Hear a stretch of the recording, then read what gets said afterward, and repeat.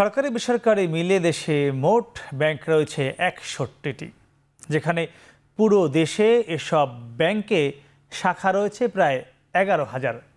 তবে শঙ্কার কথা হলো এত ব্যাংক থাকলেও ব্যাংক হিসাব আছে মাত্র ৬.৫% মানুষের, তো আবার ১০ বছর বয়সের ঊর্ধ্বে থাকা মোট জনগোষ্ঠীর এই পরিসংখ্যান।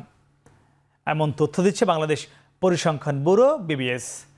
এর বাইরে মোবাইল ব্যাংকিং সহ অন্যান্য আর্থিক প্রতিষ্ঠান মিলিয়ে সারা দেশের ৪৭% মানুষ কোনো না কোনোভাবে আর্থিক অন্তর্ভুক্তির আওতায়, অর্থাৎ ৫২%-এরও বেশি মানুষ এখনও পুরোপুরি আর্থিক অন্তর্ভুক্তির বাইরে রয়েছে, যারা শুধু ব্যাংক নয়, মোবাইল ব্যাংকিং কিংবা অন্য কোনো মাধ্যমেও লেনদেন করছেন না। এর কারণ কি? তাহলে এত ব্যাংকের কাজই বাকি। দর্শক, এ নিয়ে আমাদের আজকের এখন প্রকাশ। আগামী ১ ঘন্টা আমরা এই প্রশ্নের উত্তর খুঁজব, আর পুরো আয়োজন জুড়ে আপনাদের সাথে আছে আমি মাহমুদ রাকিব। আজকের আলোচনার অংশ নিতে আমাদের সাথে আছেন ব্যাংক এশিয়ার সাবেক ব্যবস্থাপনা পরিচালক মোহাম্মদ আরফান আলী, আছেন আর্থিক খাত বিষয়ক বিশ্লেষক ও ঢাকা বিশ্ববিদ্যালয়ের সহযোগী অধ্যাপক মোহাম্মদ আলামিন, এবং আছেন সিনিয়র সাংবাদিক জনতা ব্যাংকের সাবেক পরিচালক কাশেম বিন হুমায়ুন। আপনাদের স্বাগত। এছাড়া আমাদের সাথে ঢাকার বসুন্ধরা আবাসিক এলাকা থেকে যুক্ত আছেন ব্যাংকারদের সংগঠন অ্যাসোসিয়েশন অব ব্যাংকার্স বাংলাদেশের ABB'র সাবেক চেয়ারম্যান মোহাম্মদ নুরুল আমিন। স্যার, আপনাকেও স্বাগত। আমরা আলোচনা শুরু করতে চাই। আমরা যে আলোচনা করছি, আজকের আলোচনার বিষয় আমরা দিয়েছি ব্যাংক অঙ্ক।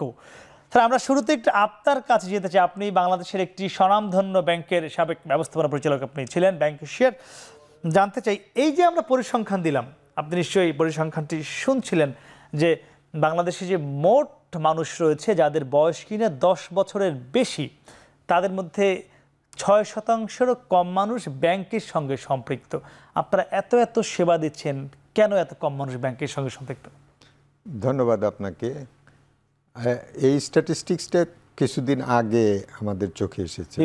হ্যাঁ, BBS এইটা দিয়েছে। তথ্যগত বিষয়টি আমি সম্পূর্ণভাবে একমত হতে পারিনি এইভাবে, যে ওখানে বলা হয়েছিল যে ব্যাংক অ্যাকাউন্ট ব্যবহার করে, নিয়মিত ব্যাংকে যায়, এই ধরনের কথাটা একটু হেজি একটা পার্ট আছে ওখানে।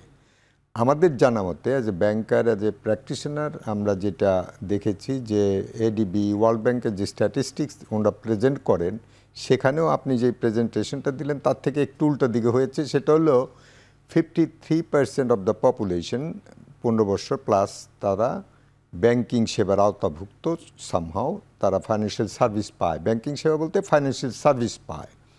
আর 47% তারা ব্যাংকিং সেবার আওতায় নয়, তারা অন্যান্যভাবে ডিপেন্ডেন্সি আছে ব্যাংকিং সেবা পেতে অথবা অন্যান্য ফাইন্যান্সিয়াল সার্ভিস পেতে। তো সেখানে আমরা যদি চিন্তা করি, যে আপনি ঠিক বলেছেন, আপনার ওই স্ট্যাটিস্টিক্সটা ইম্পর্টেন্ট, যে 61টা ব্যাংক, 64টা ডিস্ট্রিক্ট, তা আমরা এখন এটা কাভার করতে পারলাম না কেন? এই যে এত ব্যাংক তৈরি হয়েছে, এই ব্যাংকগুলো কি দায়ভার নাই to give people A bank account, তার একটা নিজস্ব স্বকীয় ভঙ্গিতে? আমাদের national financial inclusion strategy paper যেটা আছে, সেখানে বলা হয়েছে 26 সালের মধ্যে সবার জন্য ব্যাংক অ্যাকাউন্ট হবে। তো সেই হিসেবে আমরা যে কোনোভাবেই যাই, অ্যাটলিস্ট 6 কোটি থেকে 7 কোটি অ্যাকাউন্ট খুলতে হবে। বাংলাদেশ ব্যাংকের হিসেবে 12 থেকে 14 কোটি টাকা অ্যাকাউন্ট আছে। ডুপ্লিকেশন বাদ দিলে হয়তো সেটা 9-10 কোটিতে পৌঁছাবে।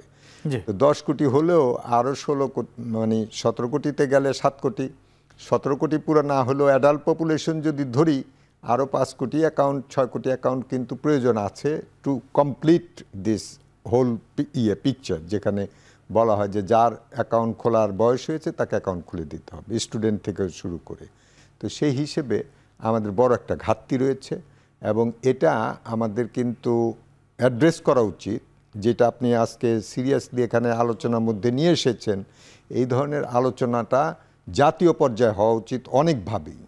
মানুষ কেন ব্যাংক বিমুখ, কেন ব্যাংক বিমুখ হবে, কেন ব্যাংক অ্যাকাউন্ট থাকবে না, কেন তারা ব্যাংকিং সেবার থেকে বঞ্চিত, এটা নিয়ে আলোচনা হওয়া উচিত, এবং এটাকে মানুষের দোরগোড়ায় পৌঁছে দেওয়ার ব্যবস্থা। আমরা একটু আলোচনা করতে চাই ABB'র সাবেক চেয়ারম্যান মোহাম্মদ নুরুল আমিন। তিনিও বেসরকারি ব্যাংকের একজন ব্যবস্থাপনা পরিচালকের দায়িত্বেও ছিলেন, দীর্ঘদিন তার ব্যাংকের ক্যারিয়ার। স্যার, একটু বলবেন যেটি বলছিলেন ব্যাংক এশিয়ার সাবেক ব্যবস্থাপনা পরিচালক, যে আলোচনা করা দরকার।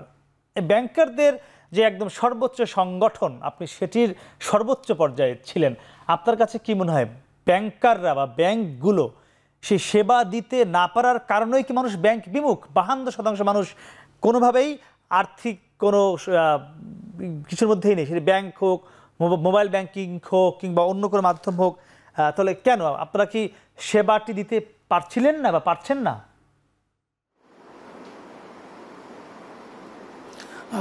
ধন্যবাদ। আমরা এখন যেই সময় বসে এই আলোচনাটা করছি, সেই সময়টা কিন্তু এই দেশে ডিজিটাল ব্যাংক দেওয়ার সময়। দুটো ব্যাংক অলরেডি লাইসেন্স পেয়েছে, আরও কিছু কিছু ওয়েট করছে যে হয়তো পাবে 6 মাসের মধ্যে। ঠিক সেই জায়গায় আর যখন ইনক্লুশনের প্রশ্ন আসে, তাহলে যেই পার্সেন্টেজটা আপনি বললেন জনাব আরফানের মতো, আমারও মনে হয় আরেকটু বেশি পার্সেন্ট লোক ব্যাংক অ্যাকাউন্ট না থাকলেও ব্যাংকিং করে। সেই ব্যাংকিংটা অ্যাকাউন্টের মাধ্যমে হোক, মোবাইল ব্যাংকিংয়ের মাধ্যমে হোক, ডিজিটাল মাধ্যমে হোক, কোনো না কোনোভাবে ব্যাংকিংটা করছে। এগুলোর জন্য কিছু কিছু প্রতিষ্ঠান, এখানে আমরা যেগুলোকে আমরা পিএসডি বলি, পেমেন্ট সার্ভিস প্রোভাইডার, পিএসও আছে কিছু। ফলে সব মিলে ব্যাংকিংটা আমার মনে হয় আরেকটু বেশি সংখ্যক লোক করছেন। প্রশ্ন হচ্ছে যে ব্যাংকগুলোর যেই পারপাসে বিভিন্ন সময় লাইসেন্স দেওয়া হচ্ছে, সেখানে কিন্তু ইনক্লুশনের কথা বেশি করে আসছে।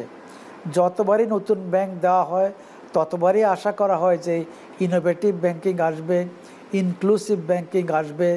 তার কিছু কিছু কার্যক্রম বাংলাদেশ ব্যাংক সঠিকভাবেই পরিচালনা করছে, যেমন উপশাখা দিচ্ছে, এজেন্ট ব্যাংকিং দিচ্ছে, মোবাইল ফাইন্যান্সিয়াল সার্ভিসের লাইসেন্স ব্যাংকগুলোকেও দেওয়া হচ্ছে।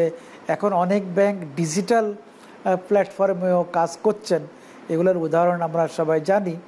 তারপরেও কেন এত সংখ্যক লোক এই সার্ভিসের বাইরে, আমি আওতার বাইরে বলবো না, সার্ভিসের বাইরে, তার মানে আওতায় আসতে তাদের সার্ভিসে আসতে তাদেরকে আরও অনেক সময় মনে হচ্ছে যে লাগবে।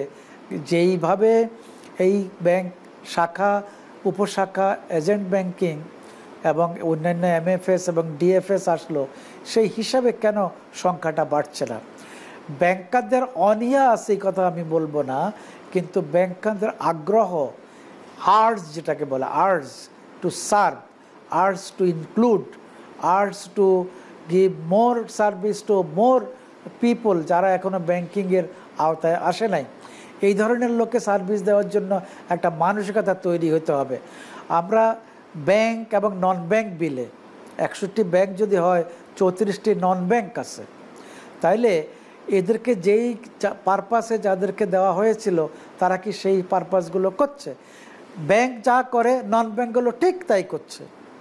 নন ব্যাংকগুলোর হয়তো কাজের আওতা অনেক ছোট, কিন্তু তারা ডিফারেন্ট কিছু করে দেখাতে পারে নাই। তারা যে কাজগুলো করছে হুবহু ব্যাংকের মতো। অনেক কর্পোরেট ক্লায়েন্টও কিন্তু এখন দেখেন নন ব্যাংক থেকে ফাইন্যান্সিং নিয়েছে। তাহলে ইনক্লুশনের জন্য যেই লোকগুলোকে আমরা বলি যে তাদেরকে অ্যাক্সেস টু ক্রেডিট নাই, অ্যাক্সেস টু ব্যাংকিং নাই, অ্যাক্সেস টু আদার সার্ভিসেস নাই, সেটাই হচ্ছে ইনক্লুশন। যত সংখ্যায় এগুলো বাড়বে, সেগুলো চেষ্টাটা ব্যাংক কতটুকু করছে, এই প্রশ্নটাই যদি আজকের প্রতিপাদ্য বিষয় হয়, তাহলে আমি বলবো ব্যাংকের কাজ করার পরিধি যেহেতু আছে, লাইসেন্সে এত বেশি কাজ করার এখতিয়ার আছে যে ব্যাংকগুলোকে আরও বেশি ইনক্লুশনের জন্য মনোযোগ দিতে হবে। ঠিক বিপরীত দিকে আপনি দেখেন এই SME loan, access to credit, এইটাও কিন্তু এই ফাইন্যান্সিয়াল ইনক্লুশনের মধ্যেই পড়ে। আপনি অ্যাকাউন্ট করলেন না, কিন্তু লোন করতে গিয়ে যদি অ্যাকাউন্ট করতে হয়, তাহলে আপনার লোনের ইনক্লুশনও হলো, অ্যাকাউন্টও হলো। ফলে ব্যাংকগুলোকে এই আগ্রহটা করতে হবে। এখন পুরনো কথা নতুন করে বলতে হয় যে বড় একটি ফাইল, 1 কোটি টাকার, 10 কোটি টাকার ফাইল, যেই শ্রম যায় বা যেই সময় নষ্ট হয় বা যে সময় দিতে হয়, তার থেকে 1 লাখ, 5 লাখ, 10 লাখ, 25 লাখের ফাইলে কাছাকাছি সময় দিতে হয়। এবং 1 কোটি টাকা একজনকে দেওয়ার চেয়ে 10 জনকে দেওয়ার যে হ্যাসেলটা, আমার মনে হয় এই মানসিকতাটা এখনো তৈরি হয়নি। বাংলাদেশ ব্যাংক সময়ে সময়ে আবারও ফিরবো, আপনি আমাদের সঙ্গে থাকুন, আমরা আলোচনা আপনার কাছে আবারও ফিরবো। কাশিম বিন হুমায়ুন, আপনি দীর্ঘদিন সাংবাদিকতায় রয়েছেন, আর্থিক খাত নিয়ে আপনি সাংবাদিকতা করছেন, আর্থিক খাতের আপনার দীর্ঘ অভিজ্ঞতা রয়েছে। একটু জানতে চাই, আপনি দুজন ব্যাংকারের কথা আপনি নিশ্চয়ই শুনছিলেন। আমার প্রশ্ন, অতিরিক্ত চার্জ, অপ্রয়োজনীয় চার্জ, এসব কারণেও কি যারা কম আয়ের মানুষ তারা ব্যাংকে যুক্ত হচ্ছেন না বলে আমরা দেখি প্রতিবেদনগুলো, বিভিন্ন প্রতিবেদন আমরা দেখে থাকি, এমন কোনো বিষয় আছে কিনা? ডিজিটালাইজেশন যত তাড়াতাড়ি হবে ততই আপনি মানুষের সম্পৃক্ততা বাড়বে। আজকে এই সম্পৃক্ততা বাড়ার পিছনে আর্থিক ক্ষমতাও তো একটা বিষয়। আপনি যদি একটা অ্যাকাউন্ট খুলতে যান একটা ব্যাংকে, এনশিওর হবে যে আপনি ব্যাংকিং সার্ভিস পাচ্ছেন? এখন যদি আপনার এই মোবাইল ব্যাংকিং একটা বড় বিষয় হয়ে গেছে, বড় বিষয়, কিন্তু মোবাইল ব্যাংকিং আপনি ইজিলি অনেক কিছু ট্রানজ্যাকশন করতে পারছেন। তো বিভিন্ন ব্যাংক আপনি দেখবেন যে আজকে ঘরে বসে বসে অ্যাকাউন্ট খোলা যায়। তা আপনাকে উদ্বুদ্ধ করতে হবে মানুষ যে ব্যাংকমুখী হবে সেই সার্ভিসটা এনশিওর করতে, যেটা নুরুল ভাই বললেন বা ইরফান ভাইও বললেন, দুইজনেই, যে আপনার মানুষকে যদি ব্যাংকে যেতে হয় সেই সার্ভিসটাকে এনশিওর করতে হলে মানুষগুলোকে কিন্তু আপনাকে ব্যাংকের কাছাকাছি নিয়ে যেতে হবে। ব্যাংকগুলো 100টি ব্যাংক তো বড় বিষয় না, 100 ব্যাংক হলে অসুবিধা রাখি, আমি তো কোনো অসুবিধা দেখি না। আমি মনে করি যে আপনার গুড গভর্নেন্স সবচেয়ে বড় বিষয়, যে আপনার টার্গেটটা কি। গুড গভর্নেন্স যেটা অনীহা থাকে, অনীহা থাকলে তো গুড গভর্নেন্স আপনি ভালো এক্সপেক্ট করতে পারেন না, আশা করতে পারেন না, আপনি সার্ভিস দেবেন না। আচ্ছা, এখানে অনীহাটা কাদের, ব্যাংকারদের নাকি ব্যাংক মালিকদের? এটি কি আপনার কাছে কি মনে হয়? না, সেটা তো আপনি যদি ভুক্তভোগী হন তাহলে আপনি নিশ্চয়ই গিয়ে বুঝতে পারবেন। আপনি যদি এক মালিক মালিক মালিক মালিক বলে কিছু নেই, আমি মালিকের জনগণ হওয়ার কথা, ব্যাংকের মালিক। এখানে সরকারও মালিক আছে, এখানে প্রাইভেট সেক্টরের লোকও মালিক আছে। তো এখন আপনাকে সার্ভিস ওরিয়েন্টেড, আপনি সরকারের চাকরিও করতে পারেন, আবার আপনি প্রাইভেট ব্যাংকেও চাকরি করতে পারেন। এরা মানে প্রাইভেট ব্যাংকের ভিতর দিয়ে বেরিয়ে আসছে। জি জি, আমরা এখন বিষয়টা কোন জায়গাটা, বিষয়টা হচ্ছে যে আপনি মানুষগুলোকে সার্ভিস ওরিয়েন্টেড, আপনার কমিটমেন্ট আছে কিনা, আপনি সে জায়গায় যাচ্ছেন কিনা, মানুষগুলো সার্ভিস দেবেন কিনা। আপনি তো দূরে সরে যেতে পারবেন না, আপনি পাল্লা দিয়ে প্রতিযোগিতামূলক 100টি ব্যাংক আমি মনে করি আছে, সেটা একটা কোনো দোষের কিছু না। সেটা হ্যাঁ, আমি মনে 100 ব্যাংক থাকলে অসুবিধা নাই। আমি মনে করি যে আপনাকে যারা আছেন ব্যাংকে, যারা কাজ করেন, তাদের প্রো পিপল হতে হবে, সার্ভিস ওরিয়েন্টেড। আলম ইসলাম আমাদের সঙ্গে রয়েছেন, আপনি আর্থিক খাত নিয়ে অনেক বিশ্লেষণ করেন। আপনার কাছে জানতে চাই, এই যে ব্যাংকগুলো, এগুলো তো ক্লায়েন্ট বলা হয়, যারা ব্যাংকের হিসাব খুলেন, হিসাবধারী বলা হয়। এই ব্যাংকগুলো কি সাধারণ যারা ক্লায়েন্ট, সাধারণ যারা হিসাবধারী, সবার জন্য সেবা দিচ্ছে, নাকি ব্যাংকগুলো তৈরি হচ্ছে গুটি কয়েক মানুষকে সেবা দেওয়ার উদ্দেশ্য নিয়ে? মানে সম্প্রতি যে নানান বিষয়গুলো উঠে আসছে, আপনি কি বলে আপনার গবেষণা? আপনাকে ধন্যবাদ। আসলে এখানে বিজ্ঞ দুইজন ব্যাংকার, ওনারা অনেকগুলো প্র্যাকটিক্যাল ইস্যু বলেছেন, এবং যিনি আর্থিক খাত নিয়ে অনেক দিন ধরে লেখালেখি করেন উনি অনেক কিছু বলেছেন। তো আমি প্রথমে বলবো, এখানে একটা বড় লিমিটেশন বা চ্যালেঞ্জ, যেটা আমাদের ব্যাংকিং সেক্টরে কিন্তু সবাই ফার্স্টে ফোকাস করে প্রফিটেবিলিটির দিকে। ব্যাংকের যে বোর্ডের যারা থাকেন ওনারা প্রফিটেবিলিটি দেখে। আপনি যদি খেয়াল করে দেখেন, প্রত্যন্ত অঞ্চলে একটা গ্রামে কিন্তু আপনি একটা সরকারি ব্যাংক পাবেন, বাট বেসরকারি ব্যাংক কিন্তু প্রথমে তাকে স্টাডি করতে হয়, ওইখানে আমি কি পরিমাণ ক্লায়েন্ট পাবো, আমার ব্রেক ইভেন উঠে আসবে কিনা, তারপর এক গাদা টার্গেট দিয়ে দেওয়া হয়, অনেক কিছুর সমন্বয়ে কিন্তু হয়। কিন্তু কি হতে পারতো, এজেন্ট ব্যাংকিং এর মাধ্যমে প্রত্যেককে ব্যাংকের ট্রানজ্যাকশনের নেসেসিটিটা বোঝানো, এবং ক্লাস অনুযায়ী সার্ভিস চার্জে ডিফারেন্স করা যায় কিনা। যেমন ধরেন, একজন স্টুডেন্ট কখন ব্যাংক অ্যাকাউন্ট খোলে, যখন দেখে সে একটা ক্রস চেক পেয়েছে কোনো একটা জায়গা থেকে স্কলারশিপ, তখন এই স্কলারশিপ তুলতে গেলে কিন্তু তাকে ব্যাংক অ্যাকাউন্টটা খুলতে হয়। মানে যখনই আমি কোনো কিছুকে ম্যান্ডেটরি করবো তখন কিন্তু সবাই এমনি অ্যাকাউন্ট খুলবে, বাট যখন ভলান্টারি হবে তখন সে চিন্তা করবে আদৌ আমার ব্যাংক অ্যাকাউন্টের প্রয়োজন আছে কিনা। সেই প্রয়োজনীয়তার জায়গাটাই ব্যাংকাররা তুলে ধরতে অনেক ক্ষেত্রে, এই যে বড় ক্লায়েন্টের ক্ষেত্রে যেভাবে তারা ফোকাস করে, ক্ষুদ্র ক্ষুদ্র কারো মাধ্যমে সেই জিনিসটা হয়তো নাম্বারে বাড়বে, তার ব্যবসায়িক গ্রোথটা সেভাবে হবে না। তো সেটাকে আমি একটা রিজন মনে করতে পারি, যে এইখানে যদি তারা মনে করতো যে সিএসআর এর জায়গাটা আমরা একটু দেখবো, কিছু কিছু জায়গায় আমরা এমনি ব্যাংকিং ইনক্লুশনের আওতায় নিয়ে আসবো, তাকে আমি এই জায়গাটা আনার ক্ষেত্রে কিছু ইনোভেটিভ কিছু করব, যার মাধ্যমে সে অটো আগ্রহী হবে। দেশের বাইরে যে রেমিটেন্স আসে, রেমিটেন্সটা স্মুথলি আমার বাড়িতে যে থাকে তার সাথে ব্যাংকের সাথে কানেক্টিভিটি করে সে অটোমেটিক তার মোবাইল ফাইন্যান্সিয়াল সার্ভিস বলেন বা যে কোনোভাবেই বলেন, তার মানে অনেক কিছু কিন্তু ভাবার আছে। এখন আপনি যখন দেখবেন যে এই জিনিসটাকে আকর্ষণীয় করে আপনি ওই গ্রুপ অফ পিপলের কাছে নিতে পারছেন না। মানুষ কিন্তু ব্যাংকিং সম্পর্কে যে খবর পত্রপত্রিকায় দেখে তারা কিন্তু অনেকটা নেতিবাচকই তাদের ধারণা, রিসেন্ট সময়ের যেই তথ্য উপাত্ত আমরা দেখছি। তো সব কিছু মিলিয়ে কিন্তু আপনার প্রথমত একটা আস্থার জায়গা তৈরি করতে হবে, যেহেতু একটা স্পর্শকাতর জায়গা, সেই জায়গাটায় আপনি আপনার প্রতিনিধি দিয়ে মানুষকে, যাকে আপনি টার্গেটিং পিপল মনে করছেন, যাকে আপনি এটার আওতায় নিয়ে আসতে চান, তাকে জিনিসটা বোঝাতে হবে। যদি এই বিষয়গুলো সব সার্বিকভাবে করা যায় তখন হয়তো অটোমেটিক্যালি আপনি এখানে অনেক ক্লায়েন্টও পাবেন। এবং আমি যদি মনে করি আমার এটা প্রয়োজন নেই, আমি কেন অ্যাকাউন্ট ওপেন করব? আস্থাটা সবার জন্য তৈরি করতে হবে, গুটি কয়েক মানুষের জন্য নয়। স্যার একটু আপনার কাছে জানতে চাই, আপনিও রয়েছেন কিংবা আমাদের সঙ্গে রয়েছেন নুরুল আমিন স্যার রয়েছেন, দুজনের কাছে মূলত জানবার যে আমি যতদূর জানি যে ব্যাংকের যে খেলাপি ঋণ এটি সম্ভবত 3 বা 4% পর্যন্ত সহনীয় বলা হয় আপনাদের ভাষায়। তো এটি বিভিন্ন আমার কাছে তথ্য রয়েছে, বাংলাদেশে যে 61টি ব্যাংক রয়েছে তার 13টি ব্যাংকের খেলাপি ঋণ এই সীমার মধ্যে রয়েছে, 13টি। এর বাদ বাকি যে ব্যাংকগুলো রয়েছে তারা কোনোটি 8 থেকে 9% পর্যন্ত খেলাপি ঋণ রয়েছে, কোনোটির 60% পর্যন্ত রয়েছে। তো এই যে এত খেলাপি ঋণ চলে গেল 50 না 60, এর কারণেও কি মানুষের ব্যাংকের প্রতি বর্তমান যে একটা সংকট তৈরি হয়েছে, অনাস্থা, এটি কারণ কি না একটু আপনারা সে উত্তর দিবেন। তবে দর্শক, তার আগে ছোট্ট একটি বিরতি, ফিরছে একটু পরেই, সঙ্গেই থাকুন।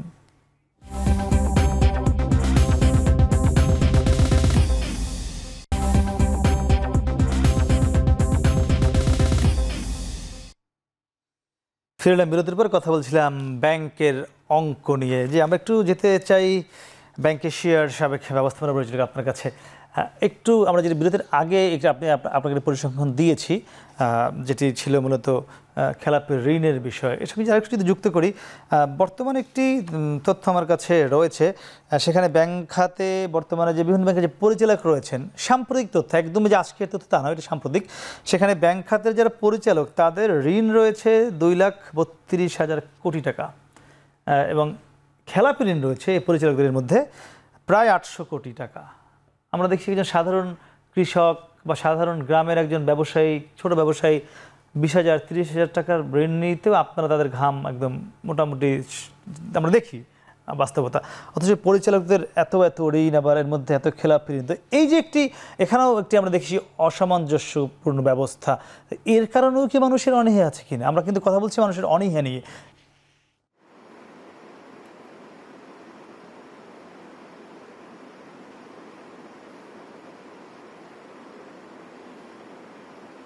হয় এটা একটা আস্থার সংকট তৈরি করে, কিন্তু সে আস্থার সংকটটার জন্য ফাইন্যান্সিয়াল ইনক্লুশন থেমে আছে ঘটনা কিন্তু এইরকম না। যেটা হয়েছে, ব্যাংকগুলো বোধ হয়, এবং আমি অ্যাজ এ প্র্যাকটিশনার বলতেই পারি যে ব্যাংকগুলোর এজেন্ডার ভিতরেই এটা আনা হয়নি যে ব্যাংক অ্যাকাউন্ট খুলতে হবে। এটা সেন্ট্রাল ব্যাংকেরও একটা বড় রকমের দায়িত্ব ছিল, সেটা আমার মনে হয় পালিত হয়েছে কিনা এটা আমাদের দেখার বিষয়। যে ব্যাংকগুলোকে অনেকটা উদ্বুদ্ধ করা, বাধ্যও করা, because operating in this country, licensing by central bank, এখানে কেন সেন্ট্রাল ব্যাংক এটা বাধ্য করবে না ব্যাংকগুলোকে যে তোমাদের একটা এলাকা চুজ করে সেখানে ব্যাংকিং সার্ভিস পৌঁছাতে হবে এবং সাধারণ মানুষের কাছে যেতে হবে। আমরা দুইটা বিষয় নিয়ে আলোচনা করছি। যেটা ব্যর্থতা হয়েছে, ক্লাসিফিকেশন বেড়েছে, আস্থার সংকট কিছু তৈরি হয়েছে, সেটা অ্যাড্রেস করা। সেটাও হতে পারে যাদের পয়সা আছে, টাকা পয়সা আছে, তাদের মধ্যে একটা সমস্যা তৈরি হতে পারে, বা যাদের কাছে আমরা পৌঁছালাম না, যাদের কাছে আমরা বললাম না কোনো দিন ব্যাংক অ্যাকাউন্টের কথা, তাদের জন্য তো এই সংকটের বলে কিছু নেই। একটা সুন্দর স্ট্যাটিস্টিক্স আপনাকে দেই, সুন্দর বললেও জিনিসটা একটু প্যারাডক্সিক্যাল। এইরকম, যাদের ব্যাংক অ্যাকাউন্ট নেই তারা 38% of that population world wide তারা মনে করে যে ব্যাংক অ্যাকাউন্টের প্রয়োজন নেই। এটা কিন্তু হলো সাইকোলজিক্যাল ব্যাপার।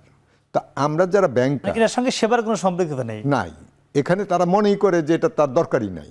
তা আমার দেশে তো তাই হয়েছে যে কেউ তাদেরকে বলে নাই যে লোক, you need a bank account, you need to determine your future, এই কথাগুলো কেউ সামনে গিয়ে বলে না, যার ফলে ব্যাংক অ্যাকাউন্টের প্রতি তাদের আগ্রহ সৃষ্টি হয়নি। এটা কিন্তু সাপ্লাই সাইড থেকে একটা বড় রকমের পুশ করা দরকার। সেটি হলে আমাদের দেশের প্রভাব একটি বেটার। আমরা আপনাকে আবারও ফিরবো। আমরা একটু যেতে চাই এবিবির সাবেক চেয়ারম্যান নুরুল আমিন স্যার আপনার কাছে। স্যার, আমরা দেখে থাকি যে কোনো বড় বড় যারা আপনাদের অ্যাকাউন্ট হোল্ডার বা হিসাবধারী, বিভিন্ন গ্রুপ হতে পারে, ব্যবসায়ী হতে পারে, তাদেরকে আপনারা নানান কারণে অকারণে 1,000 কোটি টাকার সুদও মওকুফ করে দেন। আবার আমরা দেখি 10,000 20,000 টাকা যদি কেউ ঋণ পরিশোধ করতে না পারে, একজন কৃষক, তাকে জেলেও যেতে হয়। মানে এই যে একটি ব্যাপার, এটিও কি মানে যারা ব্যাংক হিসাবধারী বা যারা যারা আপনাদের ক্লায়েন্ট, তারা একটু ব্যাংক বিমুখ হয় কিনা এগুলো দেখলে? হ্যাঁ, ধন্যবাদ। আপনি দুটো দিকেই বলেছেন। একটি হচ্ছে যে যারা ছাড় পায় বা ছাড় পাওয়ার যোগ্য মনে করে নিজেদেরকে, অথবা যোগ্য করে নিতে পারেন যে কোনোভাবে যে আমি কিছু ছাড় পাবো, বাট সেক্ষেত্রে বাংলাদেশ ব্যাংকের নীতিমালা আছে। দেশের আইনে রিসিডিউল বা লোন মাপের কথা ওইভাবে বলা নাই, কিন্তু ব্যাংক কোম্পানি আইনে বাংলাদেশ ব্যাংকে এই ক্ষমতা দেওয়া হচ্ছে যে কোনো নীতি নির্ধারণী নির্দেশনা এগুলো দেওয়ার। সেই ক্ষেত্রে একটা ঋণ শোধ মৌকুফের কিছু বিধিমালা আছে, ঋণ দেওয়ার কিছু ডিউ ডিলিজেন্স আছে, আবার রিস্ট্রাকচারিং এবং রিশিডিউলিংয়ের কিছু নিয়মকানুন বাংলাদেশ ব্যাংক প্রণয়ন করেছে, সেগুলোর জন্য মাস্টার সার্কুলার আছে, করছে। প্রশ্ন হচ্ছে যে মাপ যাকে দেবেন সেটার জন্য যথেষ্ট যুক্তিসঙ্গত কারণ আছে কিনা। সংখ্যাগত দিক থেকে ব্যাংকের কস্ট অফ ফান্ড যা, তার থেকে কম টাকা নেওয়া যাবে না, ওই পর্যন্ত মাপ করা যাবে, যদি না বিশেষ ক্ষেত্রে বিশেষ ছাড় না দেওয়া হয়। আর আপনি যেটা বলছেন যে ছোটদের ক্ষেত্রে খুবই স্বাভাবিকভাবে ব্যাংকের যেই নীতিমালা সেটা তারা প্রয়োগ করাটা ইজিয়ার মনে করেন যে ওনাকে কথা শুনতে হবে, শোনাতে পারবেন, সেই ক্ষেত্রে কিছুটা প্রভাব খাটাতে পারেন। এরা তো প্রভাবশালী লোন গ্রহণকারী নয়, এরা হচ্ছে যাদের প্রয়োজন, নিড অনুযায়ী নেন। এবং আমরা যেখানে এখন দেখছি যে এদের অ্যাক্সেস কিন্তু খুব কম, কিন্তু যারা ওই মাপ নিতে পারবেন অথবা খেলাপি হওয়ার চিন্তাভাবনা করে পূর্ব পরিকল্পিতভাবে লোন নেবেন, তারা কিন্তু লোন নেওয়ার ব্যাপারেও অনেক সচেতন, অনেক বুদ্ধি ফন্দি ফিকির করতে পারেন। কিন্তু যেই লোকটা ছোট লোন নেয় সে কিন্তু প্রয়োজনই নেয়, এবং সেটা সে জেনুইন কারণে, সে উইলফুল খেলাপি হয় না, সে জেনুইন কারণে খেলাপি হতে পারে। আপনি আপনার উপস্থাপনায় বলছেন 2-3% পর্যন্ত অ্যাকসেপ্টেবল। হ্যাঁ, আমরা এটা মনে করি 2-3% পর্যন্ত অ্যাকসেপ্টেবল। আমাদের দেশের জন্য 5%ও অ্যাকসেপ্টেবল, কারণ একটা থ্রেশহোল্ড ফিগার বলা হয় যে 5%-এর নিচে হইলে ওই ব্যাংক নিজেও সন্তুষ্ট থাকে আর বলতেও পারে যে না, আমার খেলাপি 5%-এর নিচে। কিন্তু প্রাইভেট ব্যাংকগুলো এটা অনেক দিন ছিল, এবার মনে হয় 1,82,000 কোটি যখন মার্চে পুষলো, জুনে যদি আরও বাড়ে তাহলে প্রাইভেট ব্যাংকগুলো কিন্তু 5%-এর উপরে চলে যাবে, তাহলে ওই থ্রেশহোল্ডের নিচে আর থাকতে পারলো না। তো আপনি সব মিলাই দেখেন, যখন দেখে যে এত খেলাপি, ক্লাসিফিকেশন কমাইতে হবে, তখন কি কখনো কখনো আন্ডার রিটেনে যায়, কখনো কখনো রিস্ট্রাকচারিংয়ে যায়, রিশিডিউলিংয়ে যায়, মাপেও যায়, যে কথাটা আপনি এখন বললেন। যদি দেখে যে প্রেজেন্ট ভ্যালু অফ মানি বলে একটা কথা আছে, টাকাটা আমি এখন পাইলে কিছু ছাড় দিয়ে যদি পাই অথবা পাওয়ার নিশ্চয়তা পাই, তাহলে ওই টাকাটা রিভলভ করে সার্কুলেট করে আমি আবার I can create loan, I can create money, আমার লাভ হতে পারে। ওইখান থেকেই মাপের কনসেপ্টটা কিন্তু আসে। আর গরিবদের ক্ষেত্রে খুব বড় কিছু ম্যাটার করে না, কিন্তু ব্যাংক চাপ প্রয়োগ করতে পারে বলে আমার ধারণা হচ্ছে যে এখানে একটা সামাজিক বৈষম্য বিষয় কাজ করে, যে এই লোকটাকে আমি যে কোনোভাবে ধরতে পারি, দৌড়াতে পারি, আসতে বাধ্য হয়, আসে। কিন্তু তার ক্ষেত্রে দেখা উচিত যে তাকে ওই পদ্ধতিগুলো যেটা বড়দের ক্ষেত্রে অ্যাপ্লাই করা হয়, তার কি জেনুইনলি সে খেলাপি হলো, তাকে কি একটু ছাড় দিলে টাকাটা আমি আদায় করতে পারি, তাকে কি আমি মর্টগেজটা, বাড়ি ভিটাটা বিক্রি না করে লম্বা সময় ধরে একটা কিস্তি যদি করে দেই, কখনো কখনো ব্যবসাটা পুনর্বার চালু করার জন্য যদি আরও কিছু ফান্ড ইনজেক্ট করি, এগুলো হচ্ছে বড় বড় যারা ব্যবসায়ী তারা কিছু হলেও আপনাদের কাছ থেকে সুবিধা পায়। আমি আপনার কাছে আবার ফিরবো। স্যার, যেটি তার কথা আপনি শুনছিলেন, এক্ষেত্রে কি মনে হয় কিনা যে এখানে একটু ডিসক্রিমিনেশন কি হচ্ছে? যারা বিজনেসম্যানরা বিজনেসের জন্য এই জিনিসগুলো বড়দের জন্য যে ছাড়টা দিচ্ছে, একজন ছোট যে বিনিয়োগ মানে যিনি ধরেন ছোট অ্যাকাউন্ট হোল্ডার, তার কাছ থেকে তো ব্যাংক ওই হারে রিটার্ন পাচ্ছে না। উনি যে পয়েন্টগুলো বললেন কারেক্টলি, যে আমি একজনকে একটা সুবিধা কেন দিচ্ছি, যে হয়তো আমার এর মাধ্যমে একদম কিছু আদায় না হওয়ার চেয়ে কিছু আদায় হবে। নৈতিকতার প্রশ্নে এটা প্রশ্নবিদ্ধ, বাট তাদের প্র্যাকটিক্যাল রিজনে, ব্যবসায়ের কারণে তাদের জন্য এটা সিদ্ধ। কারণ আপনি দেখবেন যেই লোনগুলো ক্লাসিফাইড হয় তার মধ্যে কিন্তু প্রতিটার মধ্যে কিন্তু পলিটিক্যাল একটা ইনফ্লুয়েন্স থাকে। মানে আমরা যে জিনিসগুলো আমরা পত্রপত্রিকার মাধ্যমে মাধ্যমে পরবর্তীতে জানতে পারি। তাহলে ওই জায়গাগুলোতে তো কারো কিছু করা থাকে না, বোর্ডেরও কিছু করা থাকে না, এমন জায়গা থেকে হয়তো আপনাকে বলা হচ্ছে করতে। তখন কি হয়, দিন শেষে পত্রিকায় চাকরি জায়গার ধরেন কখনো যদি একটা ইনভেস্টিগেশন হয়, যিনি স্যাংশনিং করতে যে সিগনেটরি যিনি, ওনাকে নিয়ে ঝামেলা হবে। বাট ভার্বাল ইনস্ট্রাকশন যারা দিয়েছে, যেভাবে যা হয়েছে, সেখানে কিন্তু কোনো ধরনের কেউ ধরাছোঁয়ার মধ্যে থাকছে না। কারণ আমরা বেশ বড় বড় কিছু স্ক্যাম নিয়ে যখন পত্রপত্রিকায় লেখালেখি দেখছি, ওখানে এমনও দেখা গেছে যে আপনি অ্যাকাউন্টের মেয়াদ 11 দিন, হ্যাঁ, আপনি তাকে 167 কোটি টাকা লোন দিয়ে দিচ্ছেন, তার শিক্ষাগত যোগ্যতা HSC পাস, কোনো অস্তিত্বই নাই। তাহলে এগুলো কমপ্লায়েন্স ভায়োলেট করে কিভাবে এটা হলো? পত্রিকায় তো এটা আসছে, মানে যেটা পত্রিকা পাবলিশ রিপোর্ট। তাহলে এখানে নিশ্চয়ই যিনি করেছেন উনি তো জেনে বুঝে করেন নাই, এটা করেছেন এমনভাবে এসছে করতে হবে তাই করেছে। তাহলে এই যে মৌকুফের কথা বলেন, এটা বলেন, এবং এক কথায় বলা যায় যে তেলের মাথায় দাও তেল আর রুক্ষ মাথায় ভাঙো বেল। মানে আমাদের দেশের কালচারটা এই পর্যায়ে চলে গেছে যে গরিব যে, তার তো ব্যাংকিং সেবাই নেওয়ার কথা না, নাম্বার 1 নিচ্ছে, এটাই বেশি। তার জন্য আমি ওই জায়গায় যাব না। আর ধনীর সাথে আমার ব্যবসায়িক নেটওয়ার্কিং আছে, তার সাথে আমার বিভিন্ন রকম বিজনেস আছে, আমি অনেকটা বাধ্য। অনেক ক্ষেত্রে আমি কমপ্লায়েন্স ইস্যুতে গেলে আমি নিজের ট্রাভেলে পড়ে যাব। এইসব বিবিধ প্র্যাকটিক্যাল রিজনের কারণে অনেক কিছু আসলে হয়ে ওঠে না, বাট এটা ডেফিনেটলি একটা ডিসক্রিমিনেশন। জনাব কাশেম বিন হুমায়ুন, আপনি তো দীর্ঘদিন এই খাত নিয়ে কাজ করছেন। এই যে এখন একটি ব্যাংক নিয়ে একটি নানান একটি সংকট চলছে, বলা হচ্ছে ব্যাংকিং খাত একটি হুমকির মুখে, অনেক মার্জের ব্যবস্থা চলছে, এটি কি দীর্ঘদিন ধরেই ছিল নাকি সম্প্রতি বিষয়টি হয়েছে? এটা আপনার অভিজ্ঞতা কি বলে? না, আসলে আপনি যে প্রশ্ন, আমি আপনাকে পাল্টা প্রশ্ন করি, ব্যাংকিং খাত কি একটা স্ট্রাকচারের উপর দাঁড়িয়ে আছে এখন? না, সেটা অবশ্যই আপনাকে জানতে চাচ্ছি। জি না, এখানে বিজ্ঞ দুজন ব্যাংকার, একজন শীর্ষ পর্যায়ের নুরুল ভাই আছেন। আমি পাল্টা প্রশ্ন করি, আর এই স্ট্রাকচারটা কি? আমি জানতে চাই, আমাদের সঙ্গে রয়েছেন ব্যাংকের স্ট্রাকচার কিসের উপর দাঁড়িয়ে আছে? আমরা না, এই স্ট্রাকচার বলতে আপনি এটাকে তো উড়িয়ে দেওয়া যায় না, রাইট, স্ট্রাকচার আছে অবশ্যই। এই যে কথাটা হচ্ছে অ্যাবিউজ হয়েছে, একটা সিস্টেমকে অ্যাবিউজ করলে তো এই যেটা এক্সাম্পল একটা পেলাম আমরা, যে একটা সিস্টেমকে অ্যাবিউজ করে টাকা পয়সা বার করা হয়েছে। তো এটা তো সিস্টেমটা মানে আছে ইন প্লেস।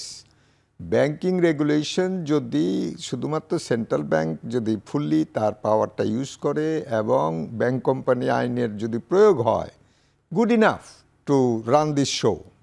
এত বেশি তো কথার দরকার পড়ে না। আমরা প্রতি মুহূর্তে এটাকে বাঁকা করতে চেষ্টা করি, আমরা প্রতি মুহূর্তে এটাকে নিজেদের ফেভারে নেওয়ার চেষ্টা করি, যার ফলে স্ট্রাকচারটা ক্ষতিগ্রস্ত হয়েছে। রাইট রাইট, আমি আপনার সাথে একমত। প্রভিশনস ইনাফ, অনেক প্রভিশন। ভাই বললেন একটা কথা, যে ঢাকা ইউনিভার্সিটির শিক্ষক, উনি বললেন যে পলিটিক্যাল ইনফ্লুয়েন্স, তো একটা গভর্নমেন্টের ইনফ্লুয়েন্স থাকেই কিছু, কিন্তু ঘুষের কালচার, এটা কি অ্যাভয়েড করা যায় নাকি? ঘুষও তো আছে, এটা তো অ্যাভয়েড করা যায় না। আমাদের স্ট্রাকচারের মধ্যে যেমন পলিটিক্যাল ইনফ্লুয়েন্স আছে, ঘুষও তো আছে। ঘুষ কি পলিটিক্যাল ইনফ্লুয়েন্সের বাইরে? নিশ্চয়ই। পয়সা খেয়ে যদি আপনার একটা কাজ করানো যায়, সেটা আপনি কি করবেন? এটা পলিটিক্যাল ইনফ্লুয়েন্সের মধ্যে পড়বে না তো এটা। জি, আমি মনে করি না এটা। জি, আমরা একটু ফিরতে চাই। এখন অবক্ষয় কিন্তু আপনি শুধু পলিটিক্যালি অবক্ষয় না, চারিদিকে অবক্ষয়, সব জায়গায়। এমন কোনো জায়গা নেই যে জায়গাতে আপনি বলতে পারেন যে গুড গভর্নেন্সের আমরা এসুরেন্স করতে পারি, এইরকম কিন্তু জায়গাটায় নাই কোথাও। জি, আমাদের সঙ্গে রয়েছেন দুজন একদম শীর্ষ পর্যায়ের ব্যাংকার, সাবেক হলেও তারা, আমরা বলতে চাই, ব্যাংকিং সেক্টরের বিশ্লেষক। আপনার কাছে আমার জানার ইচ্ছা, যেটি বলছিলেন কাশেম বিন হুমায়ুন ভাই, যে অবক্ষয়, সেই অবক্ষয়ের কারণেই কি এখন ব্যাংকগুলো মার্জের দিকে যাচ্ছে কিনা, এগুলো সে উত্তর জানবো। তবে দর্শক, তার আগে নিচ্ছে আবার ছোট্ট একটি বিরতি, ফিরছে একটু পরে, সঙ্গেই থাকুন।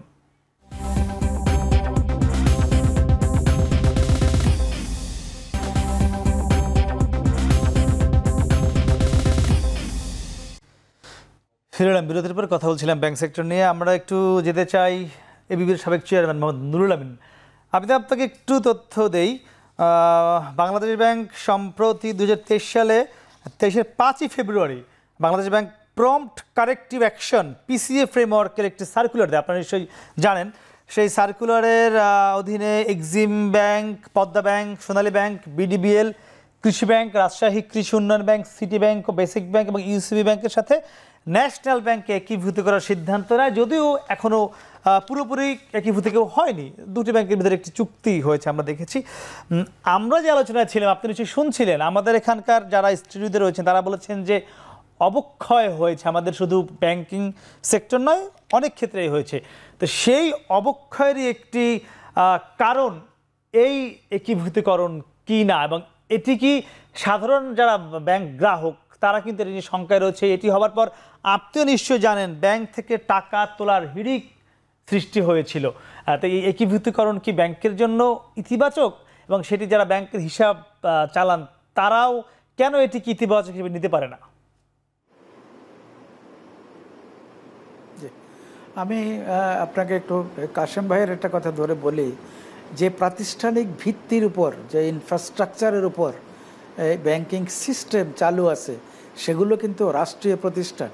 সেন্ট্রাল ব্যাংক এবং সেন্ট্রাল ব্যাংক যদি রেগুলেটর হয় তার অধীনে যারা অপারেটর, মানে কমার্শিয়াল ব্যাংক, নন ফাইন্যান্স কোম্পানিজ, তারা কিন্তু প্রতিটা এক একটি প্রতিষ্ঠান, এবং এটা প্রাতিষ্ঠানিক স্ট্রাকচার একদম রাষ্ট্রীয় প্রতিষ্ঠান হিসাবে।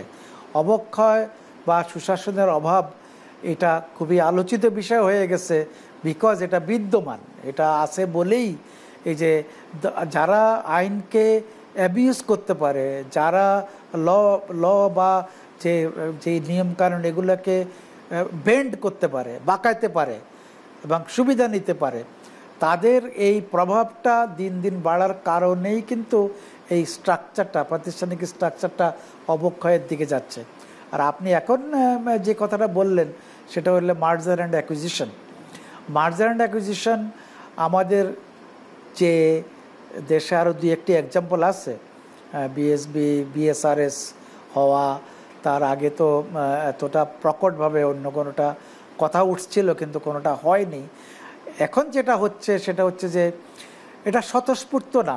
মার্জার অ্যান্ড অ্যাকুইজিশন এগুলো স্বতঃস্ফূর্ত হতে হয়, দুই পক্ষ লাভবান হতে হয়।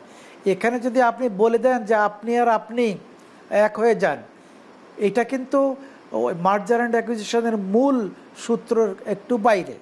বাট আমাদের এখানে যেহেতু ব্যাংকিং সংস্কারের কথা, সুশাসনের কথা, ব্যাংকিং কমিশনের কথা দীর্ঘদিন ধরে চলে আসছে, তাহলে এটা একটা আলোচনার প্রেক্ষিতে যেটা ডেভেলপ করলো যে কমিশন করলাম না, সংস্কারের শুরুটা ব্যাংক মার্জার দিয়ে করলাম। আমরা মনে করছিলাম যে এই মার্জারের আগে সুশাসন এবং এই মার্জারের রিকোয়ারমেন্টটা আরও বুঝানো, এবং সেটা দুই পক্ষ উপকৃত হবে কিনা। যেমন একটি মার্জার যদি হয়, এই যে শিল্প ব্যাংকের সঙ্গে যেটা, মানে বাংলাদেশ ডেভেলপমেন্ট ব্যাংক এবং সোনালী ব্যাংক যেটা করেছে, এই মার্জারটা সুন্দরভাবে কাজ করতে পারে বলে আমার ধারণা। এই জন্য বিডিবিএলের অনেকগুলো ইন্ডিকেটর অনেক ভালো, আবার সোনালী ব্যাংকের আইটি ইনফ্রাস্ট্রাকচার বড় এবং বড় ব্যাংক, এটা ছোট সাইজের ব্যাংকটাকে নিয়ে তার যে স্ট্রেংথ আর এই বিডিবিএলের যে উইকনেস, এটা নিয়ে খুব সুন্দর একটি মার্জার হতে পারে বলে আমরা মনে করি। আবার আপনি ব্যাংক এশিয়ার সঙ্গে বেসিক ব্যাংক এবং পদ্মা ব্যাংক যে এক্সিম ব্যাংক নিলেন, তাইলে যেটা চিন্তা করে দেখেন, আমি উদাহরণ দিয়ে বলি, পদ্মা ব্যাংকের ক্লাসিফিকেশন যদি 60% হয় আর এক্সিম ব্যাংকের ক্লাসিফিকেশন যদি 5% হয়, তাহলে যেদিন মার্জ হবে, যদি পদ্মা ব্যাংকের ব্যাড অ্যাসেট অন্য অ্যাসেট ম্যানেজমেন্ট কোম্পানি না নিয়ে যায়, তাহলে সেই দিন কিন্তু আপনি অ্যাভারেজ গিয়ে দেখেন এক্সিম ব্যাংকের ক্লাসিফিকেশনটা 40-50% হয়ে যাবে অ্যাভারেজে। তখন কি ওটাকে কাগজে কলমে টেক্সট বুক অনুযায়ী আপনি কি ভালো ব্যাংক বলতে পারবেন? বাট যদি এক্সিম ব্যাংক তার শক্তি দিয়ে পদ্মা ব্যাংকের দুর্বল যে বিষয়গুলো সেগুলো কাভার করতে পারেন, এবং সেটা সম্ভব কিনা, এবং বেসিক ব্যাংকের দুর্বলতাগুলো সিটি ব্যাংক কাভার করতে পারবে কিনা। সিটি ব্যাংক একটি ভালো ব্যাংক, আমরা জানি সিটি ব্যাংকের ক্লাসিফিকেশন তার মানে আপনি বলছেন যে মানে একে অপরের পরিপূরক হয়ে দুটি ব্যাংক কি দাঁড়াতে পারবে, বিষয়টি এজন্যই মূলত মার্জ হচ্ছে, বিষয়টি এরকম নিশ্চয়ই। অবশ্যই জি জনাব মোহাম্মদ নুরুল আমিন, আপনাকে অসংখ্য ধন্যবাদ আমাদের সঙ্গে যুক্ত হয়ে আপনি এতক্ষণ কথা বলেছেন। নিশ্চয়ই আমরা আরও একদিন আপনার সঙ্গে এই বিষয়ে কথা বলবো। আপনাকে অসংখ্য ধন্যবাদ। আমি একটু যেতে চাই মোহাম্মদ আরফান আলী। হ্যাঁ স্যার, আপনি একটু বলবেন, আমি তার কাছে একটি অ্যান্সার পেয়েছি, বাকি অ্যান্সারটি আপনার কাছে জানতে চাই। এই যে মার্জ হলো, একে অপরের পরিপূরক হলো, তার মানে কি এটি কোনো নির্দেশ করে কি না যে না দুটি ব্যাংকই যে সংকট ছিল তা কেটে গেছে? এটি কি যারা ব্যাংক গ্রাহক তারা এটা মনে করতে পারে কিনা? না, আমি একটু ভিন্নভাবে বলি আপনাকে কথাটা। আমরা মার্জার অ্যাকুইজিশন যেভাবে আলোচনা নিয়ে এসেছি বা কথা বলছি, আসলে এটা ব্যালেন্স শিট আকারে এটা হয় না। এটা আমাদের হয়েছে আন্ডারস্ট্যান্ডিংয়ের একটা বড় অভাব আছে বলে আমার মনে হয়। এটা কে কীভাবে নেবেন জানি না। ব্যাংকের ব্যালেন্স শিট না দেখে এবং ক্যাপিটাল এডিকুয়েসি না বুঝে এবং গ্যাপ কতখানি আছে অ্যাসেট লায়াবিলিটির এটা না বুঝে একটা ব্যাংক ভালো মন্দ মার্জার হবে হবে না, একসাথে হলে আবার স্ট্রেংথ হবে কি না, স্ট্রং হবে কি না এটা বলা যায় না। আমরা যে ব্যাংকার প্র্যাকটিশনার এটা আমরা অনায়াসে বলতে পারি। সুতরাং যেখানে দুইটা ব্যাংকের ব্যালেন্স শিট ফোরকাস্ট করে ভবিষ্যৎ অ্যাসেট লায়াবিলিটিকে নেট অফ করে কার কতটুকু মাইনাস আছে অথবা সারপ্লাস আছে সেটা দেখা দরকার এবং একটা ফেয়ার প্রাইসিং করা দরকার। ওই ফেয়ার প্রাইসিংয়ের উপর ভিত্তি করে মার্জার হবে। ইট ইজ নট সামথিং যে বড় ছোট, এখানে বড় ছোট বলে ইতিবাচক বলা যায় নাকি? আমি বলতে চাই এটা যে it should be purely based on accounting, it should be purely based on valuation, যাতে করে ভবিষ্যতে অর্গানাইজেশনটা টেকসই হয়। নাহলে তো আপনি আজকে কালকে মার্জার করে পরবর্তী দিন চলতে পারবেন না। আচ্ছা, তাহলে যারা ব্যাংক হিসাবধারী যখনই কোনো ব্যাংকের একীভূতকরণের কথা আসে তারা টাকা কেন তুলে নেয়? টাকা তুলে নেয় এটা তাদের একটা শঙ্কা থাকে। আমাদের তো টোটাল মানি তো ইজ নট ইনশিওর্ড। যদি 100% ইনশিওর্ড থাকতো তাহলে হয়তো ওই ভয়টা পেত না। তো সুতরাং এটা ইনফরমেশনের গ্যাপও আছে, কাস্টমাররা সেটা বুঝতে পারে না, এই কারণে তারা ভয় পেয়ে যায়। কিন্তু কথাটা হলো যে এই যে মার্জারের খবর বা খবর আমরা যেভাবে করে বাজারে নিয়ে আসলাম এবং ওইটার একটা আন্ডারস্ট্যান্ডিং টোটালি আছে কি না সেটা নিয়ে আমরা কেউ ঘাটলাম না যে এটা ব্যালেন্স শিটের স্ট্রেংথ কি, কেন এটা মার্জার হবে, আর এই যদি অ্যাসেট লায়াবিলিটি কেন একটা মার্জার হচ্ছে, বিকজ সামথিং হ্যাজ গন রং। তো সেই রংটা কি স্যার? দেখুন, মার্জারের পয়েন্টে উনি অনেকগুলো কথা বলেছেন। এখানে যেমন লিস্টেডের সাথে নন লিস্টেড মার্জার হতেই পারে না, কারণ লিস্টেডের একটা মার্কেট ভ্যালু আছে, ফেয়ার ভ্যালু আছে। আপনি যখন একটা যেটা মার্জার অলরেডি হয়ে গেছে, ধরেন এক্সিমের সাথে পদ্মা ব্যাংকের যেটা হলো, পদ্মা ব্যাংকের কিন্তু সত্যিকার অর্থে 60% যদি তার ক্লাসিফাইড থাকে এটাকে লিকুইডেশন যাওয়াটা বেটার ছিল। বাট এটাকে যখন এক্সিমের কাছে এনে দিল, এক্সিমকে কিন্তু দুর্বল করে দিল। এখানে ক্ষতিগ্রস্ত হলো দুইটা গ্রুপ। একটা হচ্ছে যারা এটা existing share holder, number of share বেড়ে যাওয়াতে আর্নিংস ড্রপ করবে, আর যেটা করা হয়েছে যে কোম্পানিটা আসলে থাকার কথা না তাকে জোর করে দিয়ে দেওয়া হলো। এটা কিন্তু আবার কাজ করেনি কখন, যখন বেসিক ব্যাংকের সাথে সিটি ব্যাংকের কথা বলা হলো, তখন বেসিক ব্যাংকের ওরা বললো যে আমরা গভর্নমেন্ট স্ট্রাকচারে একরকম আছি, সিটি ব্যাংক প্রাইভেট ব্যাংক, তার মানে আমাদের স্ট্রাকচারাল জায়গাগুলোতে রিটায়ারমেন্ট বেনিফিট বা আদার বেনিফিটের দিকে ম্যাচ করবে না, তাই তারা কিন্তু অ্যাগ্রিড করে নাই।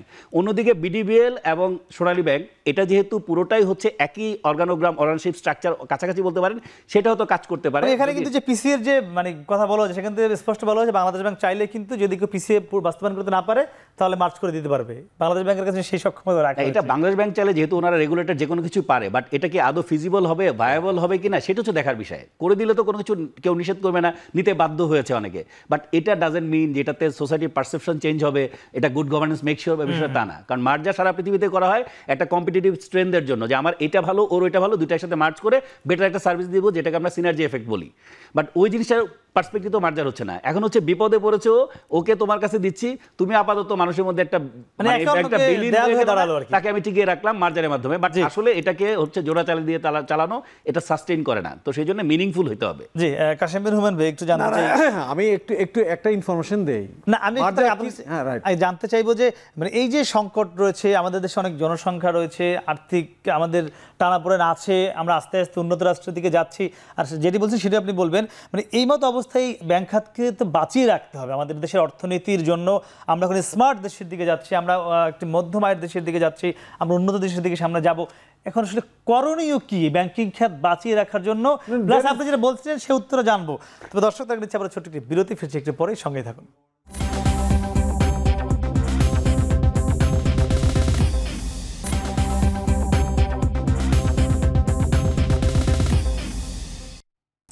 ফিরলাম। বিরতির পর কথা বলছিলাম ব্যাংকিং খাত নিয়ে। আপনার কাছে আমি ছিলাম কাশেম বিন হুমায়ুন ভাই, আমাদের এই ব্যাংকিং খাত বাঁচাতে কি করণীয় এখন? না, প্রশ্ন হচ্ছে দুইটা। একটা হলো প্রথমত যে মার্জারের বিষয়টা যেটা আলোচনা হচ্ছিল এবং খেলা বিটেন। এখন খেলা বিটেন তো আপনি এটা অ্যাকসেপ্টেবল না, কোনো কারণেই এখন যে অবস্থায় আছে এটা অ্যাকসেপ্টেবল না। এখন বলা হয় যে আপনার ডাবল ডিজিট ক্রস করেছে, তো এটা তো ঠিক খেলা বিটেনের মাত্রায়। এখন আপনার করণীয় কি?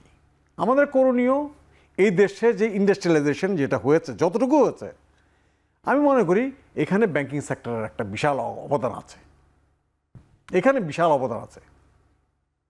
আজকে যে এই ধরেন গার্মেন্টস সেক্টর এই দেশে কি আপনার কি ধরেন 90-র দশকে আপনারা দেখেন নাই, যখন 80-র দশকে গার্মেন্টস সেক্টর শুরু হয়, তখন কিন্তু এই ব্যাংকগুলো ফাইন্যান্স করেছে, গভর্নমেন্টের লিবারাল পলিসি নিয়েছিল, তারা এই কাস্টমস বন্ডেড ওয়্যার হাউসের ফেসিলিটি দিয়ে আপনার এই গার্মেন্টসকে ফান্ডিং করলো ব্যাংকগুলো। হ্যাঁ, সেটা যেভাবেই হোক হয়েছে। এবং সেখানে কিন্তু সবচেয়ে বড় বিষয় হচ্ছে যে গার্মেন্টস সেক্টর আজকে আপনার ডিফল্টেশন নিয়ে অনেক কথা বলা যাবে, কিন্তু গার্মেন্টস সেক্টর তো আপনার এই দেশে এমপ্লয়মেন্টটা তৈরি করেছে বড় রকমের। বলা হয় যে 50 থেকে 60 লাখ লোকের এমপ্লয়মেন্ট হয়েছে, সরাসরি সম্পৃক্ত তারা কাজে। আর দ্বিতীয়ত আপনি যদি হিসাব করেন ইকোনমিক্যালি একটা লোকের এমপ্লয়মেন্টের পেছনে কয়টা বাংলাদেশের এই ছোট একটা দেশ, এই 54,000 বর্গ মাইলের দেশে, যার পপুলেশন অলমোস্ট 17 কোটি, যেটা যাত্রা শুরু হয়েছিল 1971-এ লিবারেশনের পরে। তখন পপুলেশন ছিল কত? বঙ্গবন্ধু যেই সময় যাত্রাটা শুরু করেছিলেন লিবারেশনের পরে, তখন পপুলেশন ছিল 70 কোটি। এই পপুলেশন আজকে 17 কোটির ঠিক আছে। বঙ্গবন্ধু যাত্রাটা শুরু করেছিলেন, ন্যাশনাল বাজেট 14,000 কোটি। আজকের বাজেট কত? আজকের বাজেট কত? অলমোস্ট 8 লাখ কোটি কাছাকাছি। তো বিশাল অগ্রগতি হয়েছে। তো এখন সবচেয়ে বড় বিষয় ব্যাংকিং সেক্টরের অবদান এদেশে বিশাল আছে। হ্যাঁ, অনেক সমালোচনা করা যায়, 100 থেকে 100 ব্যাংক হোক না, অসুবিধা নাই না, কিন্তু আপনি মানুষের সার্ভিসটা দূর করে দিতে পারেন, কিন্তু এটা হলো বড় চ্যালেঞ্জ। আপনার কথা ধরে আমি ফিরতে চাই আলামিন স্যার আপনার কাছে। মানে ব্যাংকিং সেক্টরের অবদান তো আছে নিশ্চিতভাবে, আর্থিক তো ব্যাংক থেকে মানুষের টাকা আসে, সেখান থেকে ঋণ নিয়ে ব্যবসা করছে। বলছিলেন হুমায়ুন ভাই যে এটি অনেক বড় একটি সেক্টর। সেই বড় যে ব্যাংকিং বড় সেক্টর, বড় খাত আর্থিক খাতের, সেই বড় জায়গাটিতে কেন একটি মানে যে সবার প্রতি একটা আস্থা ছিল, অনাস্থাটা তৈরি হলো কেন? ব্যাংকের সমাধান কি? দেখুন, উনি যেটা বললেন রেফারেন্সে যে 14,000 কোটি টাকা থেকে 8 লাখ কোটি টাকার বাজেট আসছে, ইকোনমির সাইজ অনেক বড় হয়েছে, গ্রুপ অনেক ধরনের অ্যাক্টিভিটিসের সাথে ইনভলভ হয়েছে, তাদের মধ্যে মানে রাইভাল কম্পিটিশন বিভিন্ন কারণে, কে কার চেয়ে কত বড় কি হবে, অনেক কিছু হিসাব থাকতে পারে। বাট দিন শেষে বলবো যে আপনি ধরেন এই সেক্টরটাকে এতটুকু নিয়ে আসার পেছনে ব্যাংকিং সেক্টরের অবদান নিঃসন্দেহে অনেক ভালো। বাট এর মধ্যে এখন যে গুড গভর্নেন্সের যে জায়গাগুলোতে প্রবলেম আছে, সেই জায়গাগুলোতে যদি একদম খুবই স্ট্রিক্টলি ধরে, এখন যেমন শুদ্ধি অভিযান চলছে এক ধরনের, আমরা পত্রপত্রিকায় দেখছি, এই জিনিসটাকে যদি আমরা কন্টিনিউ করতে পারি, কোন কোন জায়গায় ইরেগুলারিটিস আছে, কারা কারের জন্য ইনভলভ। কারণ আমার যেহেতু অনেক এখন ফরেন ডেট, এখন যেহেতু রিজার্ভের কন্ডিশনটা আগের সময়ের চেয়ে একটু নাজুক, সব কিছু মিলে অর্থনীতি কিন্তু একটা চ্যালেঞ্জের মধ্যে দিয়ে যাচ্ছে, এবং আমার কারেন্সি কন্টিনিউয়াসলি ডিভ্যালুয়েট। এই জায়গাগুলোতে আমরা রিফর্ম করার ক্ষেত্রে যাতে করে খুবই কেয়ারফুলি ডিল করি, সেই ক্ষেত্রে কোনো কিছু কনসিডার না করে গুড গভর্নেন্স থাকবে আমাদের টপ প্রায়োরিটি, তখনই এখান থেকে আমরা উত্তরণ করতে পারবো। মানুষের সামনে একটা আস্থাশীল অবস্থা তৈরি করবো, মানুষকে কিন্তু তখন আর কোনো কিছু বলতে হবে না, কারণ আস্থা আপনি তৈরি করলে মানুষ এমনি আসবে, আর অনাস্থার সময় আপনি তাকে যতই ডাকবেন সে আরো দূরে চলে যাবে। আমাদের প্রথম কাজ হচ্ছে আস্থা তৈরি করা, তার জন্য সুশাসনের বিকল্প নাই। জি, আপনাকে ধন্যবাদ। মোহাম্মদ আরফান আলী স্যার, আপনার কাছে জানতে চাওয়া যে যেটি আলামিন স্যার বলছিলেন যে ব্যাংকিং খাতের আস্থা ফিরিয়ে আনা, আর একটি মানে কালো হাত বলা হয় বিভিন্ন জায়গায় বা অদৃশ্য হাত, মানে আপনি তো ব্যাংকিংয়ের একদম মূল জায়গায় ছিলেন, আপনি দীর্ঘদিন এই সেক্টরে কাজ করে এসেছেন। এই আস্থা ফেরানো এবং অদৃশ্য হাত, এই দুটির একসঙ্গে সমন্বয় করে কি ব্যাংকিং খাতকে ঠিক করা সম্ভব কিনা? বাস্তবতা কি বলে? বাস্তবতা ঠিক তো করতে হবে, ঠিক কিনা সেটা না, আমাদেরকে ঠিক করতে হবে, না হলে তো এই অবস্থায় চলতে পারা যাবে না, হয়তো বা বেশি দিন যাবে কিনা সেটাও তো একটা ব্যাপার। সুতরাং আমাদের এক জায়গায় এসে এইটা একমত হতে হবে যে রেস্টোর করতে হবে যেটা গুড গভর্নেন্স, রেস্টোর করতে হবে যেটা ডিসিপ্লিন, রেস্টোর করতে হবে যেটা এথিক্যাল প্র্যাকটিস, ভ্যালু সিস্টেমটাকে ইনস্টল করতে হবে। অনলি দেন ব্যাংকিং সিস্টেমটা আবার জায়গা মতো দাঁড়াবে। ব্যাংকিং সিস্টেম বাংলাদেশের ইকোনমির ব্যাকবোনের মধ্যে আছে, কারণ আপনারা জানেন যে কোনোভাবেই হোক এটার ভূমিকা অনেক বেশি হয়েছে, বিকজ ক্যাপিটাল মার্কেটে যে ধরনের ভূমিকা থাকার কথা ছিল সেখানে হয়নি, কিন্তু কমার্শিয়াল ব্যাংকগুলো সেই ভূমিকা পালন করেছে। লং টার্ম লোন দিয়েছি ব্যবসায়ীদের, আমরা তাদেরকে স্ট্যাবলিশ করেছি, শর্ট টার্ম ডিপোজিট নিয়ে লং টার্ম লোন দিয়েছি। এই কারণেও কিন্তু স্ট্রাকচারাল কতগুলি প্রবলেম হয়েছে আমাদের, বিশেষ করে যে ক্লাসিফিকেশনের একটা দীর্ঘ কিন্তু ওখানে মানে রোপিত বীজ ওখানে। একদমই এক কথা জানতে চাই, এই যে বলছেন খেলাপি ঋণ, এটি যা মানে খেলাপে যে পরিমাণ আছে, কি মনে হয় এটি কি আর উঠে আনা সম্ভব? একদম ছোট্ট করে জানতে চাই। চেঞ্জ আসবে সম্ভব, এটা অ্যাড্রেস করা সম্ভব। সেই টাকাগুলোকে রিস্ট্রাকচারিং করে কিন্তু ব্যবসায়ীদের সাথে একসাথে বসে সেই জায়গাটাকে নির্ধারণ করা, একটা টাইম ফ্রেম করা, এটা ইনফিনিটিভলি এইভাবে ইনডেফিনিটলি যাওয়া উচিত না, রিস্ট্রাকচারিং। সুতরাং এক জায়গায় এসে আমরা এটা অবশ্যই ঠিক করতে পারি যদি সবার সদিচ্ছাটা থাকে, নাহলে ব্যবসায়ীরাও ক্ষতিগ্রস্ত হবে। এটা নিশ্চয়ই আমরা প্রত্যাশা করব সবার সদিচ্ছায় এই যে খেলাপি ঋণ রয়েছে এগুলো নিশ্চয়ই উঠে আসবে, উঠে এসে ব্যাংকের যে অঙ্ক সেটা নিশ্চয়ই মিলে যাবে। আপনাদের অসংখ্য ধন্যবাদ আমাদের সঙ্গে যুক্ত কথা বলার জন্য। দর্শক, আমরা শুনছিলাম আমাদের সঙ্গে বিজ্ঞ কয়েকজন আলোচক ছিল, তাদের কথা যে ব্যাংকের যে অঙ্ক যেটি হয়তো এখন সাময়িক সময়ের জন্য মিলছে না, সেটি মিলাতে হলে সবার সদিচ্ছা দরকার। সেটি ব্যাংকার, ব্যাংকের মালিক, রাষ্ট্র এবং যারা ব্যাংক হিসাবধারী বা যারা ক্লায়েন্ট, সবাই যদি সম্মিলিতভাবে চেষ্টা করেন তাহলেই ব্যাংকিং খাতের অঙ্ক মিলিয়ে নিশ্চয়ই আগামীর যে উন্নত বাংলাদেশ সেদিকে আমরা এগিয়ে যাব, সেই প্রত্যাশা আজকের মতো শেষ করছি। এখন প্রকাশ। দর্শক, এখন টেলিভিশন ওয়েবসাইট দেখতে আপনারা ভিজিট করুন www.ekhon.tv। এখন টেলিভিশন ফেসবুক দেখতে ভিজিট করুন facebook.com/tv.ekhon। আর ইউটিউবে এখন টেলিভিশন দেখতে ভিজিট করুন youtube.com/c/ekhon tv। শুভরাত্রি।